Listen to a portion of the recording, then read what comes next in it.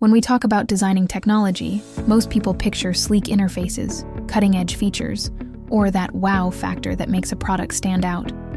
But here's the truth. The real test of good design isn't how flashy it looks, it's whether it works for everyone. And that's where neurodiversity comes in. Because let's be honest, most tech today, it's built with one kind of brain in mind. Linear, focused, neurotypical.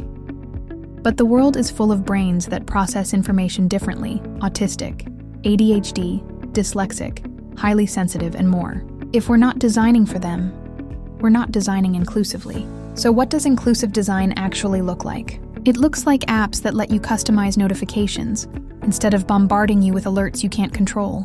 It looks like websites that don't overload you with flashing banners or autoplay videos. It looks like software that gives you both keyboard shortcuts and voice commands, because not everyone interacts the same way. Inclusive design is about options, because when you design for the edges, you improve the experience for everyone. Think about captions on videos originally designed for deaf and hard-of-hearing communities, but now used by millions of people in noisy cafes, offices, or even just scrolling quietly at night. That's the power of designing for difference. For neurodivergent people, inclusive tech can mean the difference between thriving and burning out. Imagine a project management tool that lets ADHD users toggle between focus view for one task at a time, or big picture view when they need to see everything. Imagine a reading app for dyslexic users that switches fonts to something more readable. These aren't extras, they're essentials. But here's the catch. Too often, companies see accessibility as a checkbox. They'll add one feature, slap on a label, and call it a day. That's not inclusion, that's marketing. Real inclusion means asking neurodivergent voices from the very start. What do you need? It means user testing with diverse brains, not just diverse demographics. And the truth is, designing for neurodiversity doesn't just help neurodivergent people.